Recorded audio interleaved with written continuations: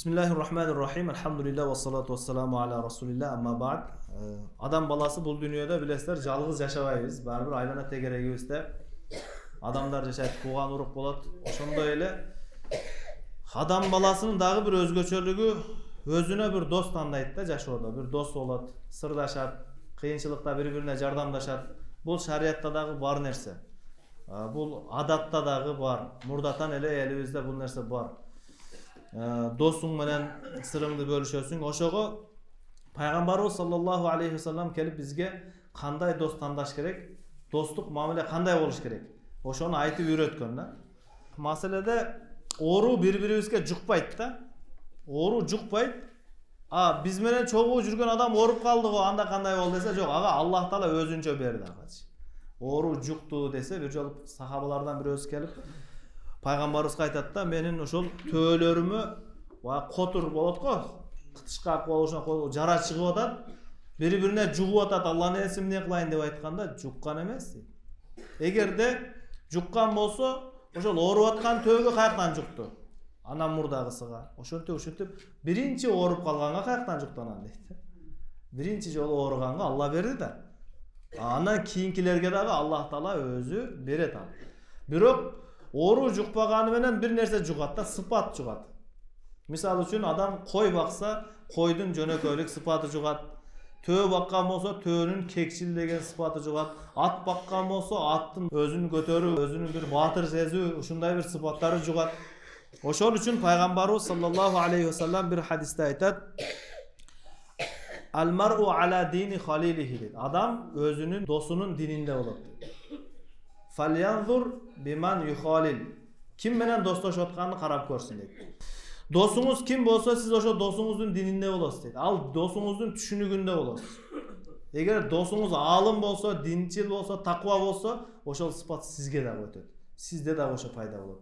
Eger dosunuz bay bolsa, anda siz özünüz kedey bolsoңуз dagы байлыкты эңсеп каласыз да өзүңүздөн өзүңүз. Ошого данышмандар айтат да, бай менен чогуу отурсаң, байлыкка болгон кызыгың көбөйөт, кедей менен чогуу отурсаң, бар нерсеңе шүгүр пайда болот дейт. Алым менен отурсаң, илим аласың, илимиң көбөйөт, ахиретке жакындайсың деп. Ошол үчүн достук мамиле кылуунун адептери бар, бир канча ошолорду айтып өтөбүз иншалла. Биринчи, мусулман менен гана достошуш керек.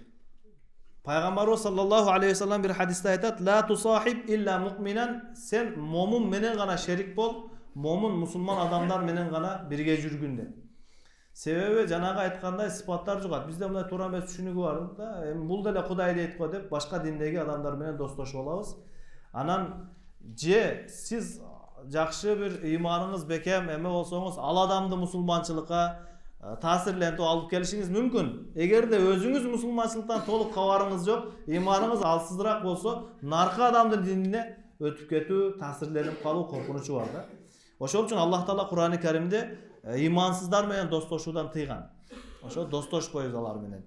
Достошпойбуз деген жаман мамиле кылабыз деген эмес. Ал деле бир адам, алдагычы бир мусулман эмес болсо да бир адам. Шариатта корозду сөкпө дейт да, корозду сөкпөгүлө. Себеби ал силерди намазга ойготот дейт.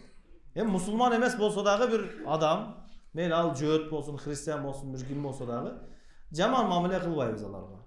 Dostlaşıp anı menен жакындаşıp da ketpeybiz da. Özübüzdүн musulman bir tugandarbыз менен достошуп экенбиz. Dagı bir adebi, Allah'tan korkon, jakşı, adep ahlактуу adam menен dost bolуу керек. Себеби Peygamberimiz sallallahu aleyhi ve sellem hadiste aytat, al mar'u ma'a man ahabba. Adam özü jakşı көргөндөр менен чогуу болот. Адеп ахлагы начар, бузук, жаман мүнөздүү киши менен достошуп алган болсоңуз, кыямат күнү ошол адам менен чогуу тирилип калып, кыжалат болуп калышыңыз мүмкүн. Ошол үчүн адеп ахлагы жакшы, жукса бир сыпаты жуга тургандай бир жакшы адам менен дос болуш керек да. Негизи өзү ар ким өзүнүн акыбалына жараша дос табат да. Жиндин досу жинде болот да. Уурунун досу уур болот. Ошол үчүн туурунун досу туура болот да. Dost tapkanda, dost tandaganda dagı mani berişimiz gereken takva, adep ahlактуу. Anan kийинки адеби Алла үчүн жакшы көрүш керек досторду. Баягы байлыгы, акчасы көп болгон үчүн же башка бир себептен достошуп албай, Алла үчүн гана дос болуш керек. Бая жакшы макал бар го, кээде жигит жөө жүрөт, кээде жигит төө минет. Төө мингенде жигитти тегеренип эл жүрөт. Жөө жүргөндө жигитти шылдыңдашып эл күлөт экен да. Adam ушундай болот. Акчаң көбөйгөндө мындай карасаң, тегерегиңде көп достор пайда болот да. Таныган эмессиң ошо. Кайсы бир убакта чогуу бир болуп калган экенсиң, ошол адам досум деп кучактап келет да. Кыйынчылык, баягы кыйналып, башыңа бир бала келгенде эч ким таппай каласың, досторуң жок болуп калат. А мындай достун жеңилчилик учурда деле кереги жок өзүчө. Ошого бирөө менен достошсоңуз, анда Алла үчүн жакшы көрүш керек экен. Андан кийинкиси досуна аны Алла үчүн жакшы көрүүсүн билдирүү. Бул амал өтө зарыл болгондуктан хадистерде досунун үйүнө чейин барып, ошо жакшы көргөнүңүздү билдирип коюшуңуз керек да. Хадисте бар да, ким бирөөнү жакшы көрсө, анда аны кабар берип койсун дейт. Эмнеге? Себеби ал адамды сиз сыйлайт экениңизди, жакшы көрөт экениңизди билсе, сиз тууралуу жаман күмөн кылбайт да. Бир адам жакшы көрөсүз, сыйлап жүрөсүз, бирок айткан эмессиз да. Ал адам болсо сиз тууралуу бир күн жаман сөз айтып алса, гыйбат айтып алса, анан ал менен болгон мамилеңиз үзүлөт, жүрөгүңүздө жек көрүш пайда болот. Ошол болбош үчүн бир эскертип коесуз. Мен сени Алла үчүн жакшы көрөм. Экөөбүз Алла үчүн доспуз деп бир эме кылып коюш керек. Андан кийин достукта орточо мамиле кылыш керек да. Шариатта бул үммөт мындай да, өтө аша чаап да кетпейбиз, артта да калып кетпейбиз. Пайгамбарыбыз саллаллаху алейхи вассалам бир хадисте айтат: "Ахбиб хабибака хаунан ма аса ан якуна багидака яуман ма." Жакшы көргөнүң досуңду, кимди жакшы көрсөң дагы орточо жакшы көр дейт. Бир күн анан чектен ашып жакшы көрүп алып, бир күн душманың да болуп калышы мүмкүн да. Ошондой эле ва абгид багидака хаунан ма аса ан якуна хабибака яуман ма. Душманыңды дагы чеги менен жаман көр дейт. Бир күн айланып анан туугандашып кетип, анан дос болуп калып, уялып жүрбөңүз дейт.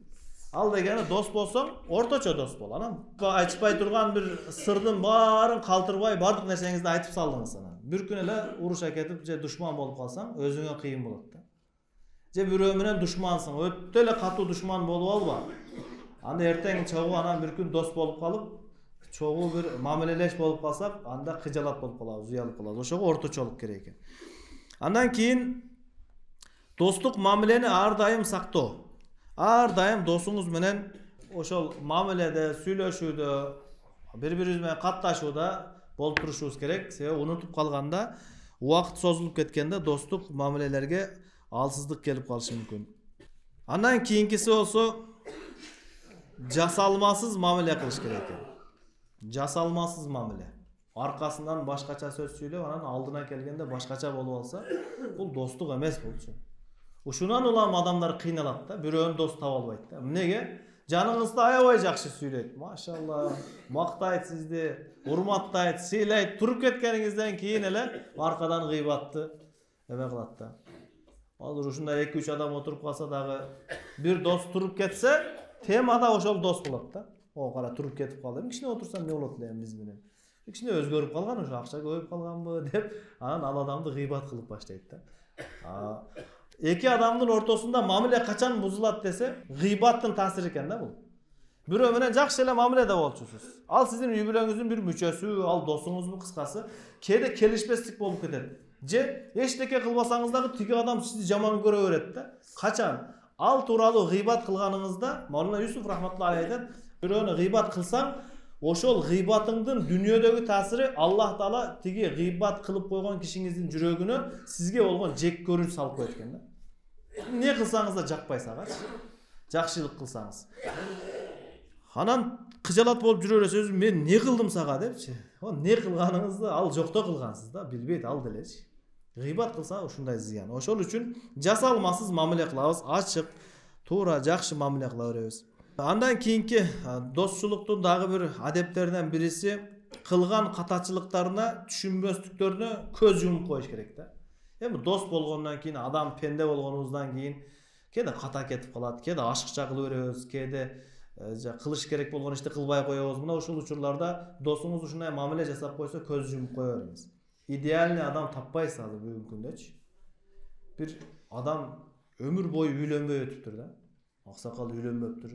Дүйнөдөн кайтып баратканда керезиңиз барбы десе жок. Анда биздин сизге бир сурообуз бар. Эмнеге сиз өмүр бою үйлөнбөдүңүз? Балдарым, мен ушул жигиттер, досторум, мен идеальный аял издедим дейт. Таппадыңызбы десе, таптым дейт. Үйленбедіңіз бізі? Аға дағы идеальный еркек керек екен да деген екен. Жашоо ушундай өзү. Досуңуз идеальный эмеспи? Ал сиз өзүңүзгө жараша. Көз жумуп кое бериңиз эми, кичине катачылык көбүрөөк сүйлөйт, же көбүрөөк бир зыян берип коет, тамашалашып коет, ар кандай аны ошо макул болуп кое бересиз. Эми кичине көз жумуп кое бериш керек экен. Анан акыларын сактоодо шалаакылык кылбаш керек экен. Бул тууралуу имам Шафи рахматуллахи алейхи айтат: "Ла туқассир фи хаққи ахика i'timadan ala mawaddatihi." Сенин досуңдун сага болгон сый урматын пайдаланып, анын үстүнөн күлбө, шылдыңдаба, аны акысын шалаакылык кылба дейт. Кээ бир достор эми мамилебиз жакшы деп эле, кээ бир адамдарда ушундай сыпат бар да, кичине жөнөкөйлүк кылсаң, аны алсыздык деп түшүнөт да, үстүңө чыгып алып тепсей берет, шылдыңдай берет, андай кылбаш керек экен да досуңузду. Досуңуздун болгону сизге болгон мухаббаты, сизге болгон жакшы көрүүсүнөн пайдаланып, аны шылдыңдап, анын акысын тебелебешибиз керек экен. Себеби бул кылган иштагы достчулуктагы жараканын пайда болушуна себеп болот да. Ал жок учурларда жана кайтыш болгондон кийин жакындарына, туугандарына жакшы мамиле кылуу. Досуңуз дүйнөдөн өтүп кеткен болсо, дагы анын үй бүлөсүнө, бала чакасына, ата-энесине жакшы мамиле кылып, алар менен катташып туруу достчулуктун адептерине кирет экен бул дагы. Эми тирүү көзүндө эле дос эмес да, ал өтүп кеткенден кийин дагы дос. Куран окуп ага дуа кылып турушубуз. Жеңилдик жана курсанчылыкта эле дос болгондордон сактаныш керек. Жеңилдикте эле пайда болуп калган достор бар го баягы. Ошолор менен достчулук кылбай эле койгон жакшы, себеби эртең кыйынчылык келгенде жардам бербей койсого макул. Ол душман тарапка да өтүп кете берет аларчы. Кайсы жак күчтүүрөөк кыйкырса, ошол жакка өтүп кете берет ал достор. Андай достордон бүгүн жеңилчиликте эле этият боло бериш керек да. Орточо мамиле. Анан достордун эң жакшысы ким десе, пайгамбарыбыз айтат: сен аны көргөнүңдө акырет эсиңе келсе, Аллах эсиңе келсе, Аллахты эстеп калсаң, зикир пайда болсо, ушул эң жакшы дос экен. Аллах таала бардыгыбызга жакшы, Аллага жаккан досторду насип кылган болсун. Дүнүйө ахиретте бири-бирине шафаат кыла турган досторду насип кылсын. Ва ахиру дa'wana alhamdulillahi rabbil alamin.